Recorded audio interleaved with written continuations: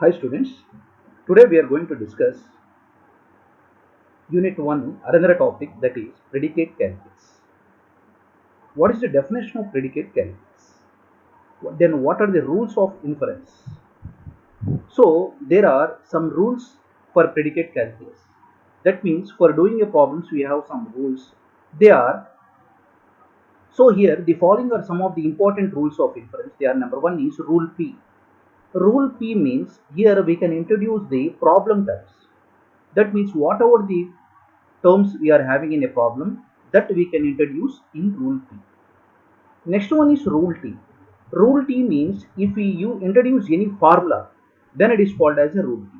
That means a formula S may be introduced in a derivation if S is a tautologically implied by one or more preceding formula in the derivation. That means we can apply the formula. That means here we have to make a note that rule P means problem terms is called as a rule P, and if we apply any formula, then it is called as a rule P. That means in doing any problem, if we introduce any problem terms, then it is called as rule P. And if we introduce any formula, then it is called as rule P. So these are the two rules of inferences.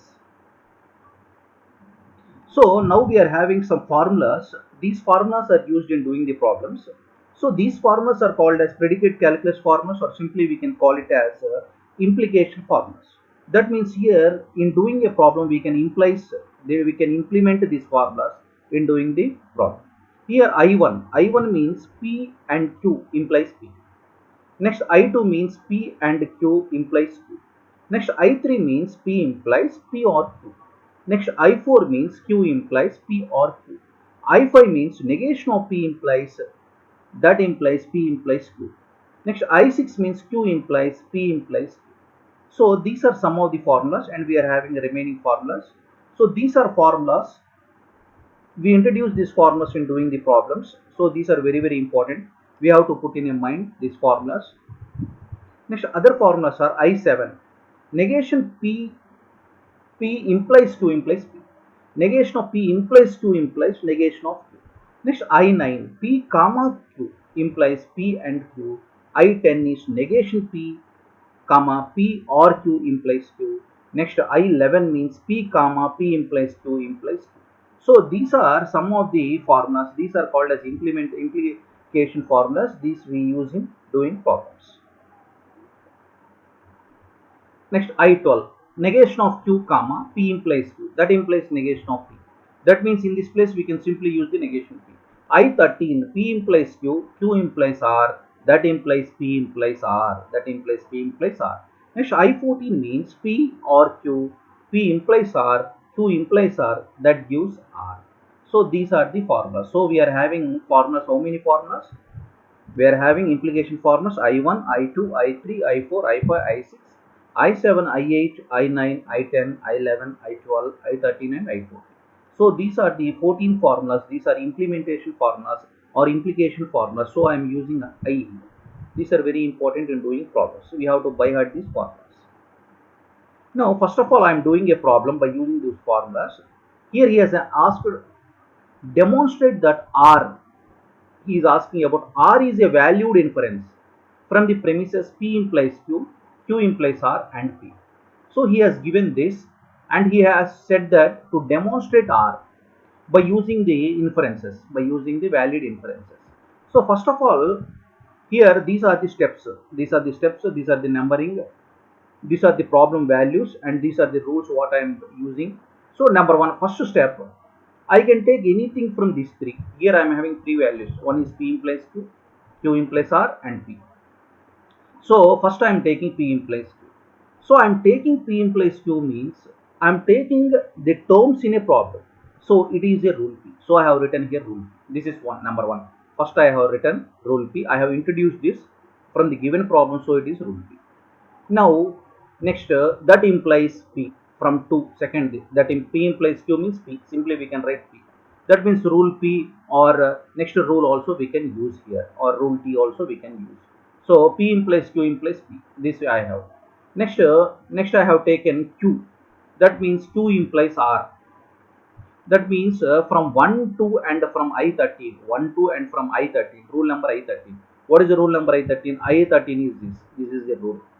So by the rule I13, I can simply write it as Q. That means from 1 and 2 and I13, simply I can write Q. Next I am taking another one. Q implies R. This is rule P. Why? Because it is rule P. Why? Because I am introducing this in the from the given problem. So it is a rule P. So here also I am using the formulas. I am using 3, 4 and I13. Now I have R. So these are the formulas I have used for the simple problem. For the small problem, I have used these many formulas.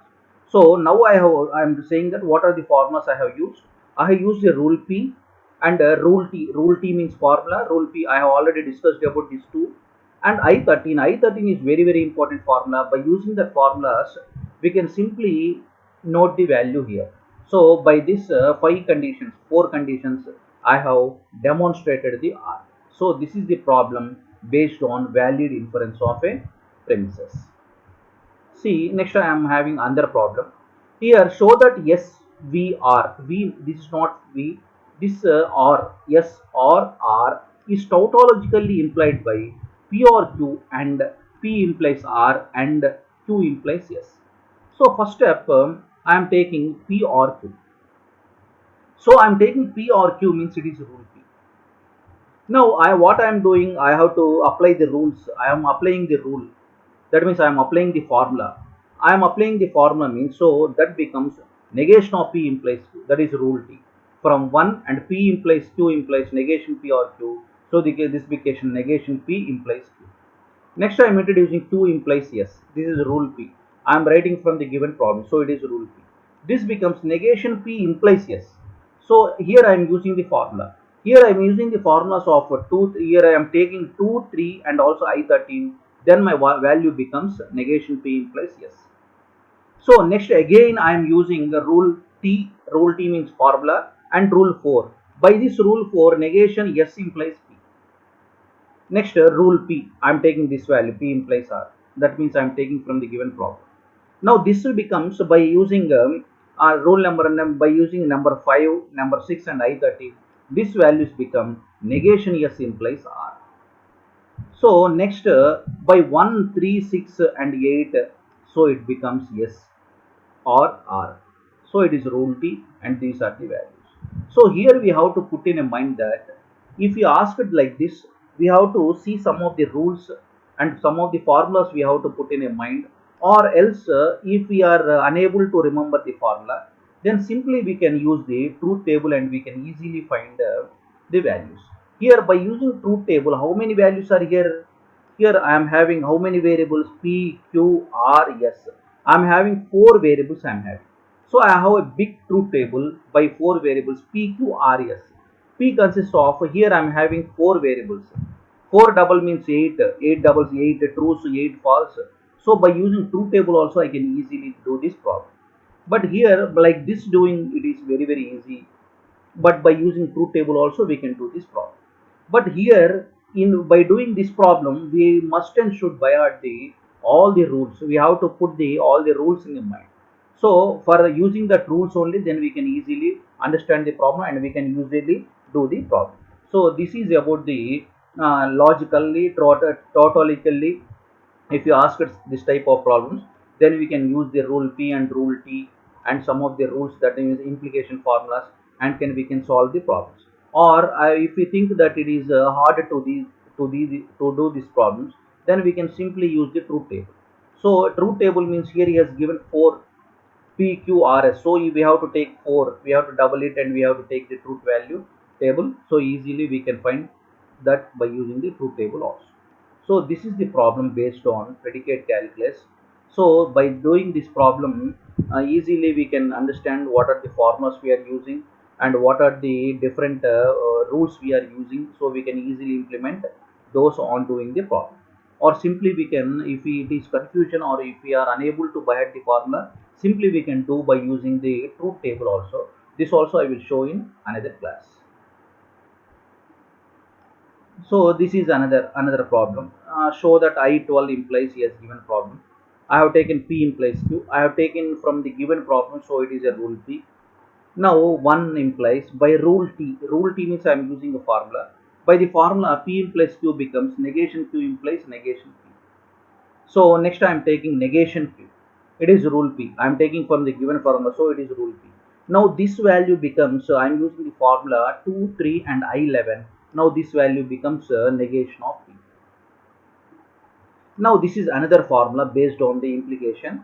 So here he has said that R implies S can be derived from the premises. So instead of deriving R implies S, we shall include R as an additional premises and show that the S first. So first we can show easily of S. So number one, first I am taking the negation R or P. So I am taking from the given problem. So it is rule P. Now this value becomes, I am assuming the premises as R, so it is a rule P. It is assumed premise. Now I am taking the value P, so it is rule T. From 1, 2 and I10, I have rule P. So now P implies Q implies R. This is rule P. I have taken the value from here. Now from rule T means I am using the formula. I am using 3, 4 and I11, I get the value of this. Next by rule T, next 5, 6 and I11 I am having S. So by using these values I can easily find the given problem. So these are about the predicate values. So easily we can do this but we have to mainly by heart the formulas. Then only we can do these problems. Otherwise it is hard to do these problems. So this is about the implication formulas.